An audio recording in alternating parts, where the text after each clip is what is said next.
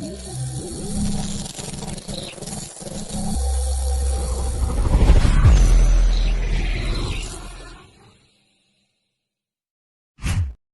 Danny. And I'm Althea. And we are ZNA Life, baby. I like that. I know. So anyway, I wanted to start off by, of course, thanking our sponsors. Put that up real quick. We got YNVS. We got Natural Born Hype Magazine, Maverick Global Distribution, Slapwoods, and Villan. Thank you very much to all of you. Hope everybody is enjoying their happy holiday season. Congratulations to Natural Born for winning the Long Island Award. Yes. Shout out to DC. Yeah, that was really nice to hear about that. Also, we're going to give a big shout out to Worldorama. Shout out to World. He's wearing the shirt. There you go. Grind Hard Podcast. We also want to give a big shout out to Lazarus, the Top Don, and also to Flip, Mr. Flip, Raw Talk. You know him on Bars and Hoops Radio. We enjoyed. You guys really kicked it off. What was it, on Friday? No, it was yesterday. Was it yesterday? Oh my God. It was Saturday. Was it Saturday? Yeah, Saturday. Okay, sorry. 5 to 6. Sorry. 5 to 6 Saturdays. We had such a nice time. And Worldorama and Laz really, I mean, they're on their game. I mean, they really are on their game. Yeah, I can't say none. No, they killed it. And you killed it too. You jumped in there. Okay, so anyway. Compared to that, yeah.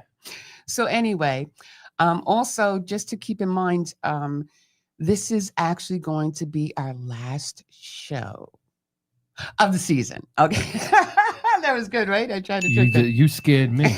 You know what I'm saying? She scared me. I was about to say nothing. I'm like, well, I guess, sometimes good things got to come to an end, right? No, but no, not today.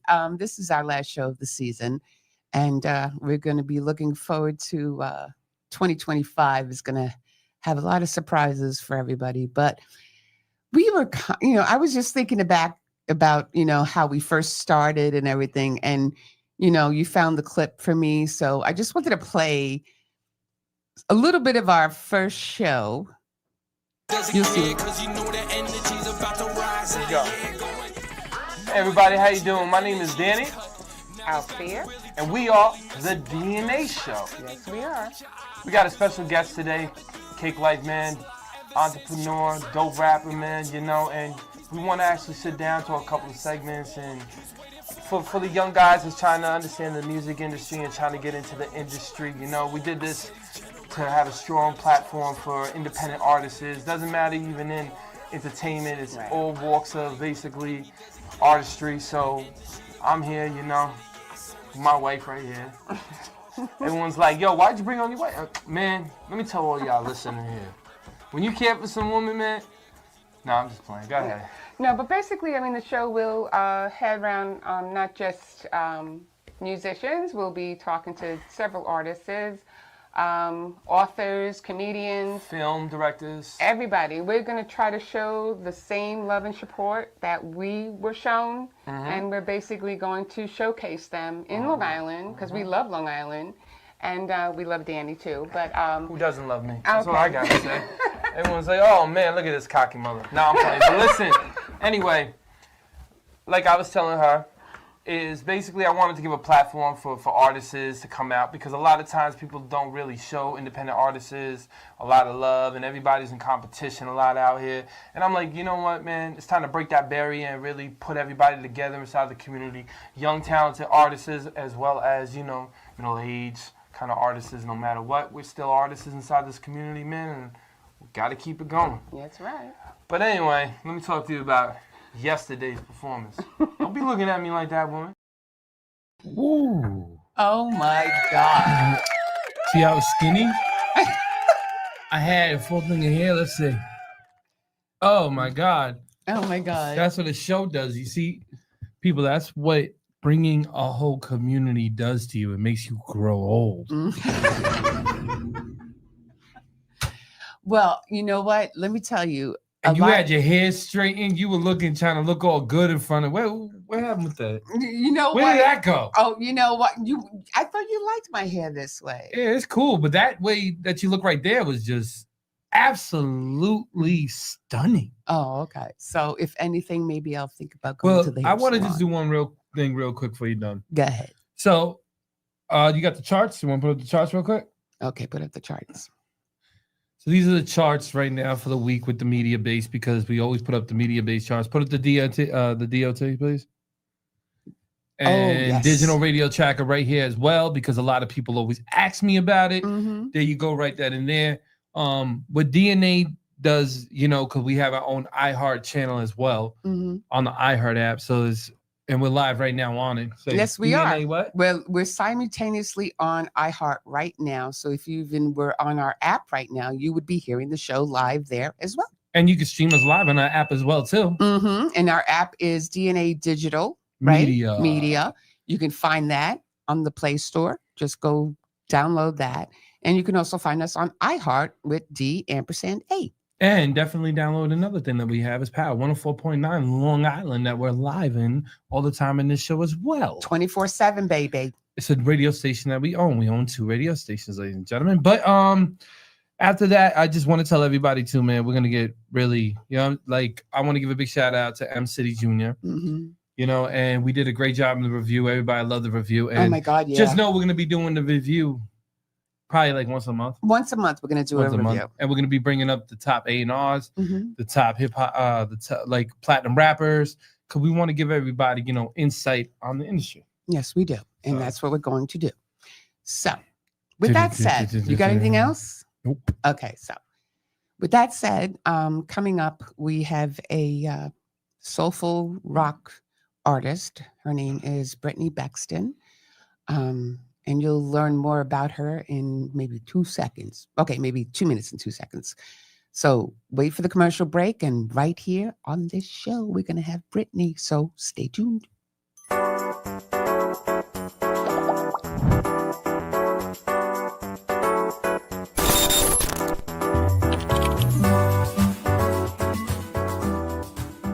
Eres bella, tus ojitos me iluminan. Aunque no quiera, me tiene loco en la cabeza. Guardo tus fotos, no las he borrado, y tus besitos no los he olvidado. Eres bella, I think about you all the time. But it's been 2 years now since I last saw you, y no sales de mí. Over 20 million fans have made Trans-Siberian Orchestra their holiday tradition. Bring the whole family and make it part of yours. The Lost Christmas Eve, returning to the stage for the first time in over 10 years. Coming to a city near you. Go to tsotickets.com for show dates and tickets. Don't miss the all-new show. Soaring guitars, dazzling lasers, and enough pyro to keep you warm all season.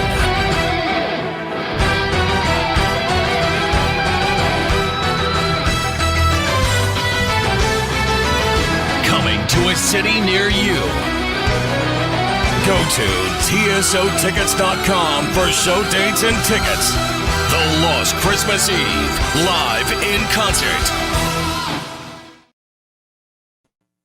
I love those guys. I know, but it's sad. Isn't that the last time we're going to play it? This is the last weekend for Trans-Siberian, man. If you didn't see the show, you're going to have to wait until next year. Mm-hmm. Okay. Or unless they got a DVD out or something like that or whatever. You can see them on YouTube. But coming up, we have the beautiful, talented Brittany Bexton. Welcome her to the show. Hello. Hello. My God, I love her already. We were just talking. I love her, I really do. She's so cool. And she's got 2 cute dogs. Okay, so hi to Winston and Buddy. I know they're with you. And they're going to keep quiet. Well, they may interject. I don't know. but it'll be fun. That's You tasty. start barking and screaming, I dare. You didn't get a chance to see them. I did. Oh. Okay. But anyway, we got Brittany here. Now as I did my research, unlike you, she was born and raised in Northern California. So let's take it from there, because you grew up knowing, well, not knowing, you grew up with the music of Aretha Franklin, Motown, rock and roll in your childhood. You were in choirs, music classes, private voice tutoring. Go. There we go. Yeah. So, a cool thing, since y'all are in New York, I actually got to sing in Carnegie Hall when I was 15. No way. Yeah. Oh My jazz choir was part of the Phil Mattson Vocal Jazz Workshop, and it was an invitational only jazz concert. Oh, And it was a festival, and we got to sing at Carnegie Hall at the end. So that was one of my awesome experiences. So my vocal history is kind of all over the place. I mean, I've done classical, I've done musical theater, I've done jazz. My first teacher was a pop teacher, but I really, like you said, grew up on Motown and Aretha Franklin and good old rock and roll, and like loved the rock and singer-songwriter stuff of the 90s. So that's really my background. Wow. But you just blew me away with Carnegie Hall. Let me tell you. I mean, everybody wants that chance. It's like, people want to go to the Apollo Theater.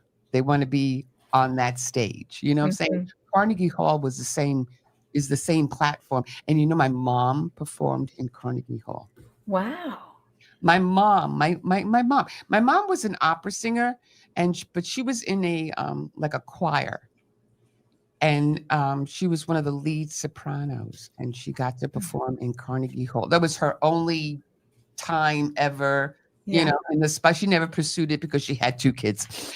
So, that's, at that time, that's what it was. But at Carnegie, if you made it to Carnegie Hall, God bless you. Yeah, it was a pretty amazing experience for sure. Oh my God. It just, oh my God, I'm just enthralled with that. Just the fact that, I mean, people have that certain aspiration of certain things that, I want to make it to Radio City, or I want to make it, I want to have a concert in Madison Square Garden. People have that little thing that they want to complete on their bucket list. And let me tell you, going to, that is just beautiful. Don't you think? Well, you're not going to go to Carnegie Hall. So you're not going there. But okay, so then you moved down to Nashville. So what inspired that move? Oh, so I actually went to a theater conservatory for college, but we sang, danced, and acted all day. And I did professional theater when I got out of that. But I just wasn't feeling super fulfilled. I really wanted to be doing my own music because I've been writing my own music since I was a little girl. And I always knew I wanted to be a singer-songwriter. But I just wasn't fulfilled doing musical theater anymore. And I decided I was going to take a step back from that and pursue my music full-time along with film and TV work. Okay. Because I had a little more flexibility with that than I did with stage shows. So I took a step back and started playing with bands in my hometown because I had moved home to save money. I was going to move to New York and do the Broadway thing. And then I was like, this is not what I want to do long term. I want to be able to do my own music. Mm-hmm. So I started playing with bands in my hometown, and I knew that I was supposed to move. I knew that I couldn't really do what I needed to with music where I was. But I just didn't know where to go. I really didn't know much of anything about Nashville at the time, funny enough. I mean, you'd think I did country music and stuff at the time. And why wouldn't I know about Nashville? But I just, and California is like a whole different world. The industry in California, about the industry in New York. I had heard some stuff about Austin, but I knew nothing about Nashville. Okay. So I was like, okay, Lord, where do you want me to go? And I had looked at actually moving to Austin, Texas, because I'd heard that was a big music town. Mm-hmm. And I was going out to network at the local club. We had this place called Kodiak Jack's, and I would go out there to network with artists that were coming through. And one night, an artist came through that was in from Nashville. And after the show, I was so green at the time. I did not know how to properly network. But I like went up to him. I told him he did a great show, and I handed him a card. And I was like, you know, I'm a singer if you ever need a backup vocalist or anything. And I handed him a card. I was not great at the hang yet. What can I say? But he had grace for me, and he was like, you are. And we ended up sitting down and talking for a little over an hour. Oh, wow. And talking about music. And he's like, why are you here? You can do what you need to here. And I was like, I know. And I know I need to move. He goes, well, why aren't you in LA? And I'm like, I can't do LA. LA is just too claustrophobic for me. I get claustrophobic there after like 3 days. And he goes, okay, I get that. But why aren't you in Nashville? That's really where the industry is anyway. And there's more space and it's more country. And you should just go to Nashville. He's like, heck, move tomorrow if you have to. And I went, okay, I'll look into Nashville. So I'd been praying about it, and I'd been asking God, like, okay, where do you want me to go and when? So I go home, I start looking into Nashville, and I'm like, well, I've been asking you, Lord. So then the next day, I was actually doing the Colgate Country Showdown, and the guitar player that was playing with me for that looks at me, doesn't know about the conversation the night before, and he says, why aren't you in Nashville? Oh, Jesus. You should really be in Nashville. I mean, that's what you do. That's where you should be. And then the third day, Universe. I ended up on the phone with my ex, and he was like, why are you visiting Texas? You should be going to Nashville. Oh, my God. And I was like, okay, Lord, I get it. You want me in Nashville. I get it. So I started planning. I decided in 3 days that I was going to move, and I started planning for the trip. And I put together a website, and I honestly hadn't really been on social media because I was not into social media at the time, but I realized and recognized that I needed to do it for music. So I got on social media stuff. I recorded a demo that I shouldn't have recorded until I moved here, but you know, you live and you learn. Yeah, that's true. And 3 months later, I packed my car as full as I could get it, and I drove across the country. Oh, wow. I know. I don't have the tenacity to do that. You know what I'm saying? I'm a scared little rabbit. Oh, I'm the type to just leave. He'll go anywhere. He don't care. He'll just take a little duffel bag and he's on his way. Me, it's we like, gotta work. You know what I but- mean? That's how I look at it. I look at it as like no one's gonna give it to you. You gotta get it yourself. Yeah.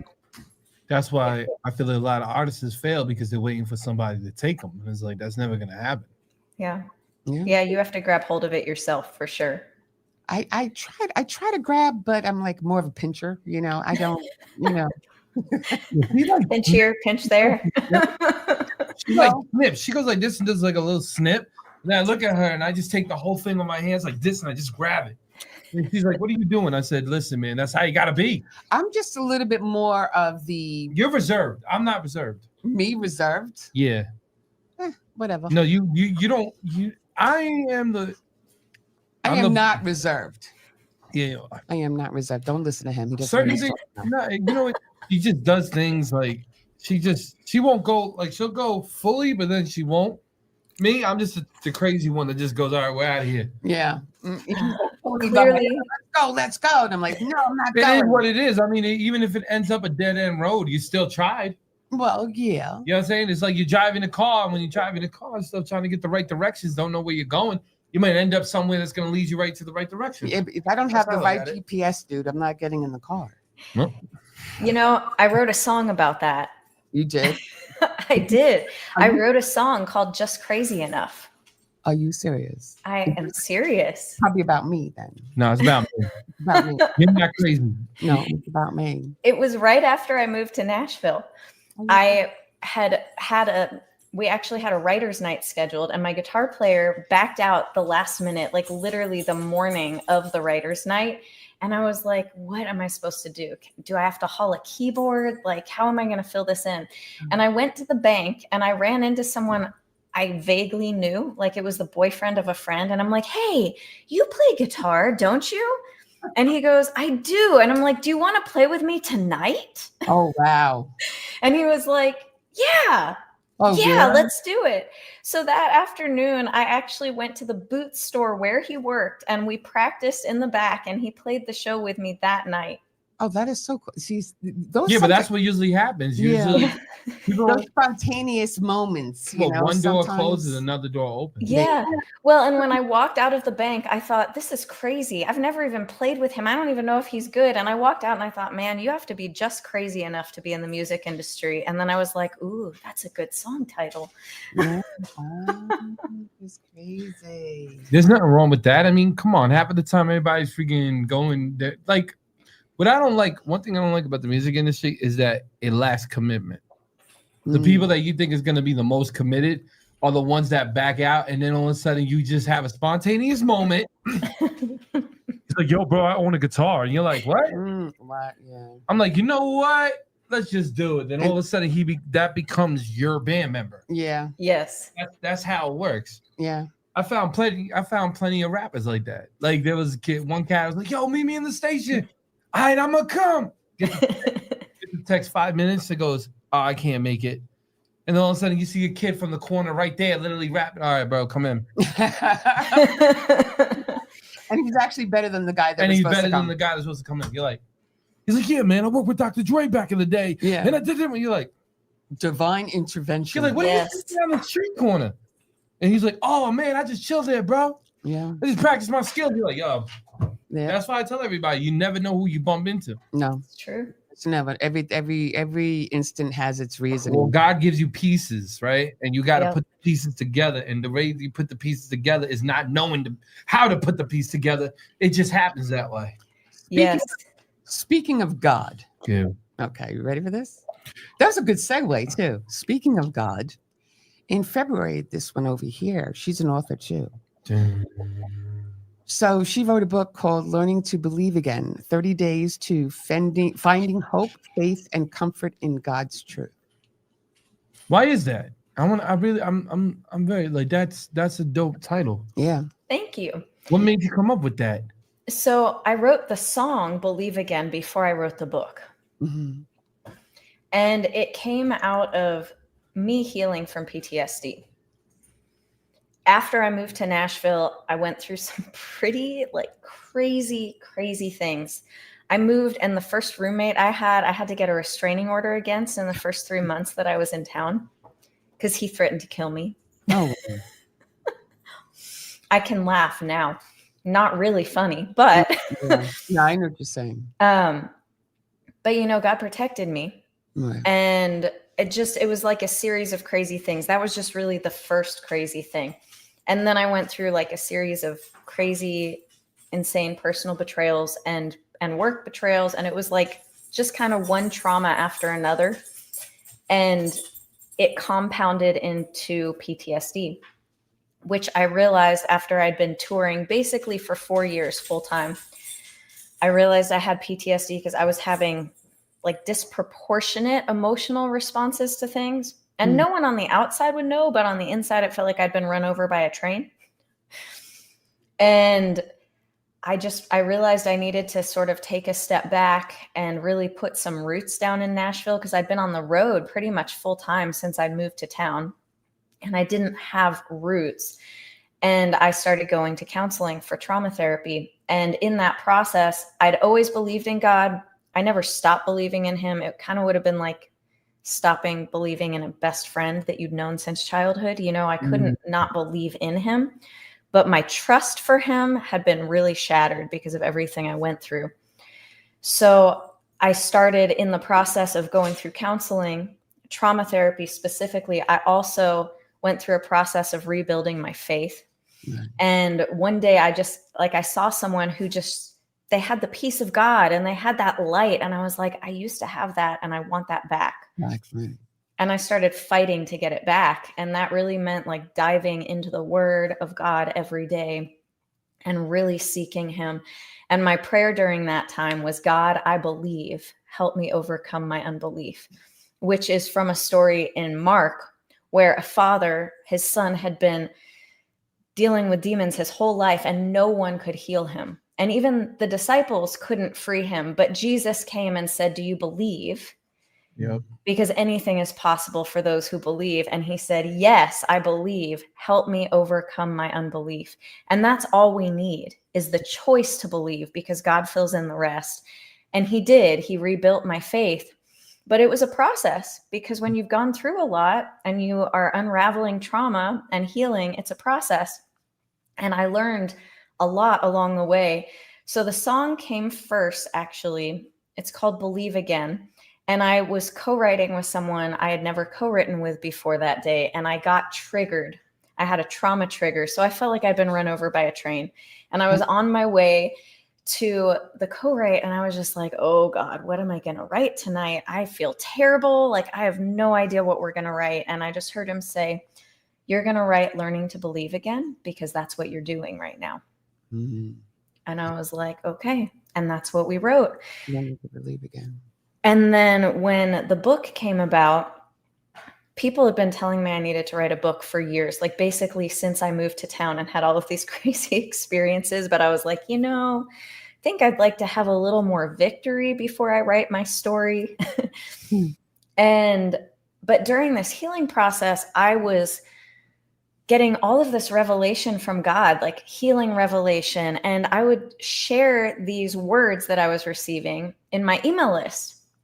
Mm-hmm. And I was doing like a monthly email blast, and I was sharing a word of the month, and people started responding to these emails and being like, this word just changed my life. I've been stuck in this area and I couldn't figure out what to do. And I read your email and I'm finally unstuck. And it was just crazy. Like, I was getting these amazing responses, and I just knew at that point, I was like, I don't need to write the story of the victory. I need to write the healing process, because that's what I'm doing, and that's what I've learned, and that's what people need. So that's what the book came out of. And it came out in February of 2020, actually. And then the whole world shut down. So, oh my God. Yeah. Yeah. Right. Perfect timing. At the end of the day, God spoke to you. Doesn't matter if the end of the world happened. You know what I mean? So my thing with you, though, is watching you and talking about God, you see a different glow. Mm-hmm. You know what I mean? And what I'm taking a look at, too, is as an artist and as a DJ, too, I go through those dramas. Yeah. Because you're around 100 different type of people with different type of, situations as well. And they have different actions and the way that they really try to move. And everybody thinks it's like, oh, yeah, I'm up on stage. It's great. Everything's done. But they don't understand the process that you have to go through to actually get to the stage, make the stage, do the performance, make the record, publish the record, and push it. They don't understand how much drama that gives, and money, and your time. Yeah. Yeah. So that makes you basically, a lot of times, man, I believe every artist has that. Yeah. Because I know dang well I have that. I'm not even going to lie to you. You wake up times and somebody triggers you off. And when they trigger you off, you can't even think about it. You can't even write. Yeah. You know what I mean? And that's the most important thing. How are you going to sit here and write a record, right? When you're already triggered off, you're not feeling good. Your body ain't feeling good. Your aura is off. Yeah. So everything is just going to be off. Yeah, that's true. You know what I mean? So I definitely understand what you go through when it comes to that, because a lot of weird characters in this industry, honey. That's all I got to say. I would agree with that 100%. You kind of never know what you're going to get. I just never thought that Nashville would have the same kind of characters that New York and LA would have. I kind of seem like Nashville would be a little bit laid back. Yeah. In some ways it is. When I moved here, I'd had experiences in LA too, because I'd done some film and TV work. Oh God. And oh no. I'm sorry for saying that. It's just I understand, like, being a female in this industry is terrible. Yeah. Because you got so many creeps. When you try to be a pro and really try to move, you don't know their attention. You don't know what they want. When you're just trying to do your business and run yourself as a brand, you got a bunch of weirdos, crazy people. I'm just gonna put it out there. It's my podcast. I don't care. You got a bunch of weirdos, a bunch of freaks, and people that basically, I'm not gonna even say because I'm gonna get in trouble. But anyway, you got a bunch of people that go to the exclusive parties and wild out. That's it. I'm not gonna get into that term, but it's very hard to be a female in this industry. And that's all I want to say. And I definitely understand because you just brought up movies and me being in the movie, knowing the movie industry and just being around all of these, a lot of these film people, it shakes your head. I'm talking about editors and I'm talking about directors. Yeah. Yeah. So LA is very exclusive. Like if you're not in the in crowd, you're not in the in crowd. Yeah. So you have to know the right person to get introduced and all of that. And I think New York's probably pretty similar in that way. I think it is too. New York has a little bit more of an independent ground. Okay. LA has more of a kind of like, I call it the union ground. Is that you have to be brought in there and really put in there. Yeah. But New York has most of the time, most of the independent crowd basically rules over New York. Okay. So Nashville, it is the industry. Like the music industry it is the town, really. I mean, you have the PROs here, you have the labels here, you have most of the main songwriters here. I mean, a lot of people travel here to write even. So it's all here. And it's different than LA in the sense that you don't have to be in the in crowd to talk to people. Okay. People are very willing to talk to you and even give you wisdom, talk about their experiences. So when I first moved to town, I mean, I met a ton of hit songwriters that were so willing to talk to me and meet with me. And I met guys that had been touring with big artists for years, and they were willing to sit with me and talk to me and meet with me. And I even met label folks and stuff, but they were willing to talk and share their wisdom, but that doesn't mean that you're in. Yeah. So it is more laid back in a sense because you can at least have a conversation with them. It's more friendly in that way, but there's still kind of like the tricks to get in, and there's still the same industry stuff that happens with that. So yeah. This is so why you're saying, so basically what you're saying is, can you just put like a definition of basically in, because people don't understand, like some people are probably not understanding what we're saying in. So you're saying basically sign, or you're saying basically with a label, like, same thing. You sign, basically that's what the in crowd basically is. So like signed to a label, signed to a publishing company, like in the crowd that is being pushed to radio all the time, that is big bucks are being poured into, like the family names, that crowd. And I mean, honestly, people can get in just because of who they know, but it's a pretty mean industry. I'm not saying Nashville. I just mean the industry in general. Oh, absolutely. What are you talking about? You're talking to somebody that's been in there for 20-something years. It's dog eat dog world. Yes. I've seen people become rich, lose it. People not rich still have it. You know what I mean? So it's like, and on the draw. I've seen people sell themselves to the industry and just completely lose themselves and then lose what they gained in the industry, I've seen that all the time on Instagram. I see a lot of females losing themselves, losing their souls to this industry. Well, they believe that, sex sells, and that's what they always tell them, and they don't realize the best thing that sells in music, I always say, is who you are. Yeah. There's nobody that's right. who you are. But listen, I want to get into some music. Oh, okay, let's get into the music. Okay, but you know what? Can I just say something? Go ahead. Okay, because she's like you.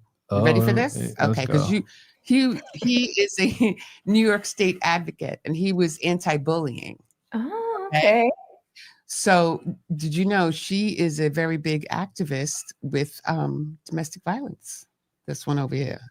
And he does a lot of work with organizations and everything for awareness of domestic violence. This woman does it all. Did you get into it because of the incidents that you had being there? Yes, in part that. And then also because people that I cared about were going through abuse. Right. Okay. So it was one thing to go through it and get out myself. And I learned about the cycle of abuse and all of that because of that. And when I went through that crazy thing with the roommate going psycho on me, I studied like narcissism, sociopathy, and psychopathy, because I was like, what just happened, you know? So I learned a lot about personality disorders and abuse and like Stockholm syndrome through that. And then I watched other people go through it, and I couldn't stand just seeing people go through it. I wanted to help. So that's how I got into it. This is my segue. You see, I know how to do segues here, because the music video I'm going to play is called Dance with the Devil. I was just reading that because that's what I was going to ask you. With Dance with the Devil, but we're going to get on that in a short period of time after the song is done. So you already know it's your boy, DJ Energetic, and roll Dance with Your Devil with... Dance with the Devil. Bexton. You've been pulled through hell long enough. When someone chooses to hurt you, it isn't love. You say you have a duty to save what's dead, but some broken things aren't meant to mend.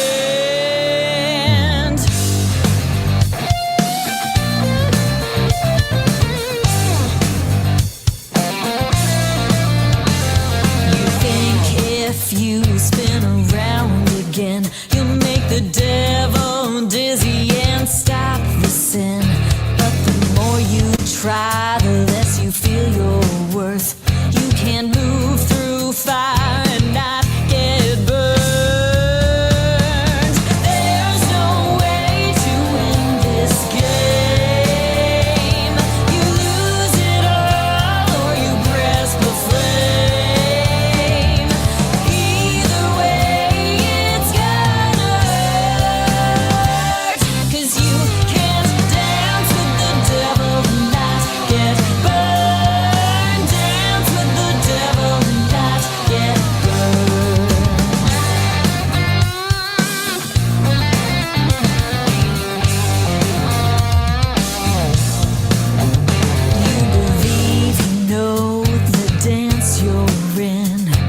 Step by step, you're dragged again. 'Cause evil tangles when you try to waltz, then lashes out when you trip and fall.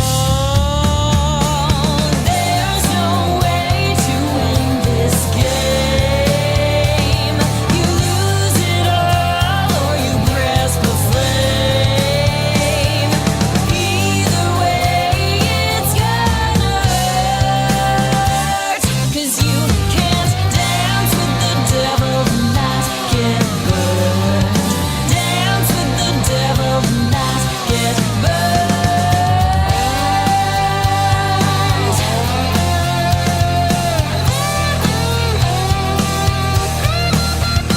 You can't change someone who denies the truth. You feel the heat, but you try to play it cool. What on earth do you think that you're trying to prove? You are strong, but you're not fireproof. There's no way to win this game. You lose it all or you grasp the flame. Either way, it's gonna hurt. 'Cause you can't dance with the devil and not get burned. Dance with the devil and not get burned. Dance with the devil and not get burned.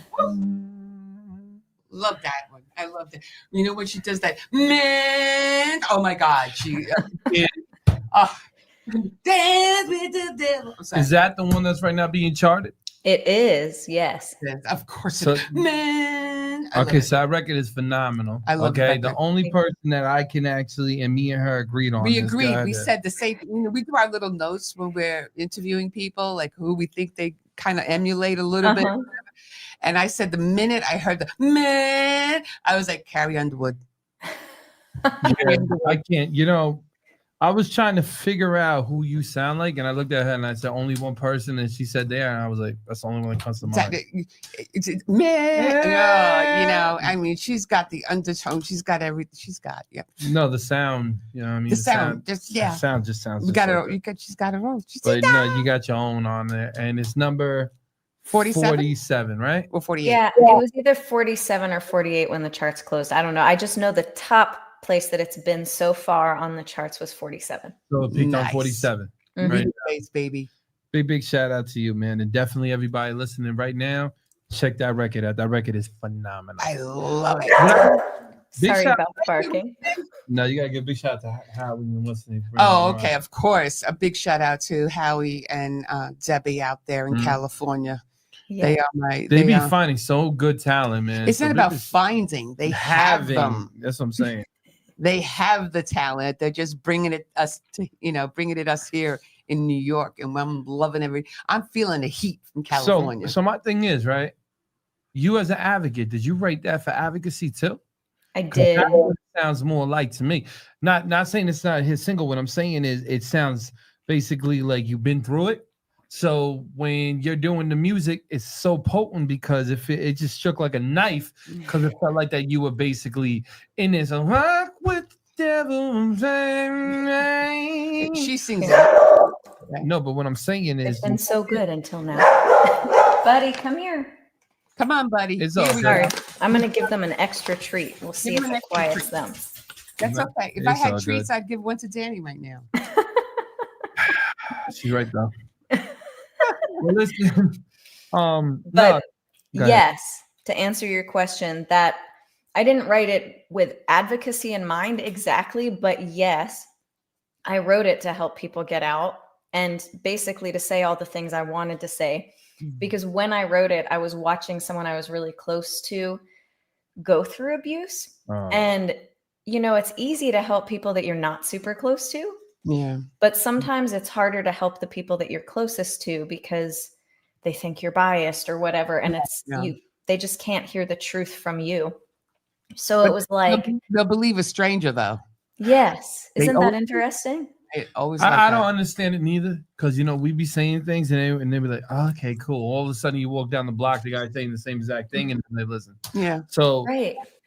Being a fellow advocate, I know how that goes. You know, when you're sitting there and we're talking in front of everybody and they go, yeah, I'm going to do it. They don't do it. They don't do it. And then all of a sudden the incident happens and they come back and then it's just like, why are we talking about this again? We already went over it. You know what I mean? No, just to anybody, but I just want to really break down that record real quick. What I really liked. Oh, here we go. What I liked was I know you weren't trying to do the advocacy, but to me, as an advocate and as a musician, I could feel it. You know what I mean? So that's one thing I liked about it. Well, I like the title. What made you decide to come up with that title? So when I had the idea for the song, like I said, it was like all the things I wanted to say to my friend, but couldn't say, but would say to other people. And I just started hearing the hook, "You can't dance with the devil and not get burned." And I heard it with the melody in my head before we wrote the song. Because I ended up taking the idea into a co-write with my friend Lori Lovelace, and we hashed it out together. And she has had experience with domestic abuse, and she is a counselor too, so she's dealt with it that way. So it was great because we could, really go after the topic together. But, the hook was, "You can't dance with the devil and not get burned," but that's just too long of a title. Yeah. Dance with the devil. That's good. And Dance with the Devil just had a ring to it, and I knew it would have the intrigue factor and get people to listen. Yeah. No, what I loved about it was he liked it too. Go ahead. I really did like it. I just love the whole title. I love the whole way that it was put together, the theme. I like when the guy was dancing with you. Because you're calling it basically, you're just tangling around with the guy that's the devil right now. Yeah. And right that in there, you just keep going and doing the same old moves. So that's how I got it from that analogy. Another cool thing that I got actually from that video was more kind of how you broke free. Mm-hmm. So the sensibility of you breaking free from it. We can dance for a little bit, but when the music is done, I want you away from me. Yeah. That's how I perceived it. I did not see any of that. But that's how I proceeded. You know what I I mean? am so bad at this. No, you're not. I just saw her dancing. You know what it was? I was paying attention to the meh. You know, I'm just Yeah, like, no, but when she was doing this and she was coming on here, that's a symbol of saying goodbye. That's me waving and trying to say goodbye to my demons. oh, So that's how you got into. That's how I entitled it. okay. Okay, gotcha. You know. So Can we get to the next song? yeah, I want to get to. I want to get Kiss. to the next song. Go ahead. You shout it out. Okay, so we got the next song, Kiss, Fear, Goodbye. I just love her titles. Bye, Kiss- fear. Bye, Fear, Kiss, Fear, Goodbye. There we go. Roll it.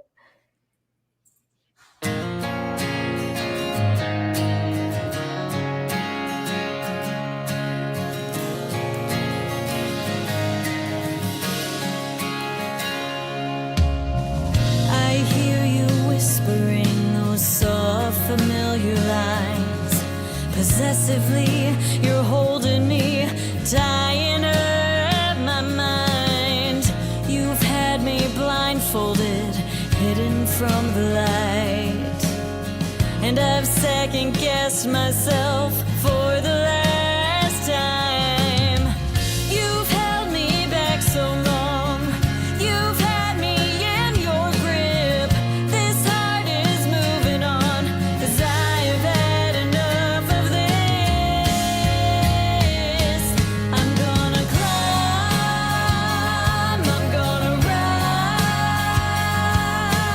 Stop believing all of your lies. I'm gonna breathe, be set free. Stare right into your eyes and feel I'm kissing you goodbye.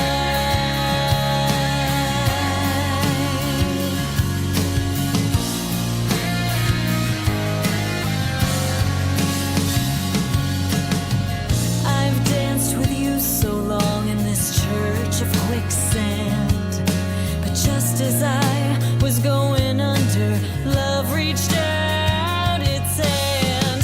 You've held me back so long. You've had me in your grip. This heart is moving on, 'cause I've had enough of this. I'm gonna climb, I'm gonna rise. Stop believing all of your lies. I'm gonna breathe, be set free. Stare right into your eyes and feel I'm kissing you goodbye.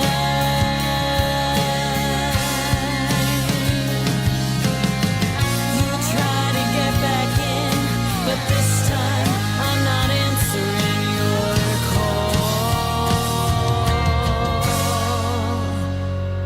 I'm gonna climb, I'm gonna rise. Stop believing all of your lies. I'm gonna breathe, be set free. Stare right into your eyes and feel I'm kissing you goodbye. Yes, feel I'm kissing you goodbye. Jeez Louise, that's phenomenal. I was kissing her back. Thank you. Excuse me. Okay, I'm sorry. I was just, So anyway, now when I closed my eyes, Mm-hmm. I said to him, she's the fourth member of Wilson Phillips.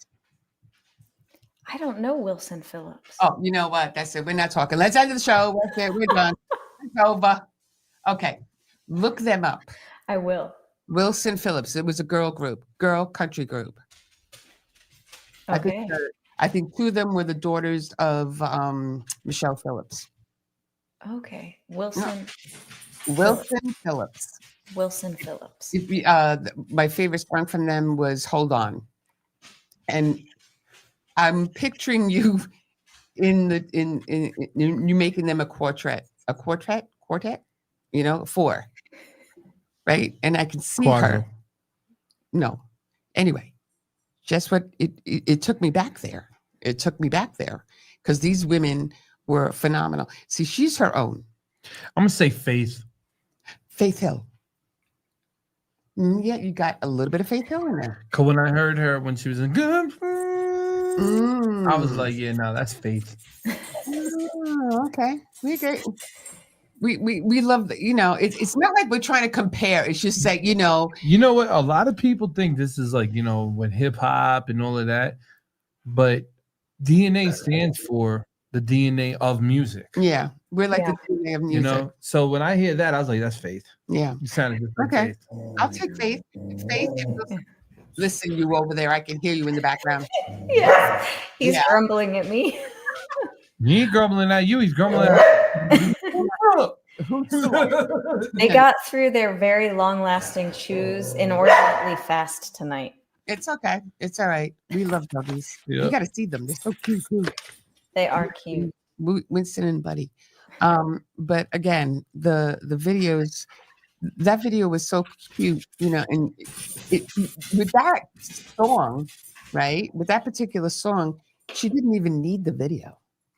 I like the video because the video showed I could basically. close my eyes and create my own video. I with that. understand that, You but know what what I I'm liked saying? about the video, how it was another indicator of basically sitting here stranded, but then trying to find my way out. So that's how I got the analogy, you know, from that video. You are all about analogies tonight. And then the water to me indicates basically new life. Mhm. You know, in there, and the reflection that you saw yourself through the past. So that's how I look at it and stuff. Don't shake your head. Yes, don't agree with him with everything. I'm just enjoying hearing his interpretation of the video. Okay, well, how about my interpretation? You want to hear my interpretation? I don't know. You said somebody ain't never heard it neither.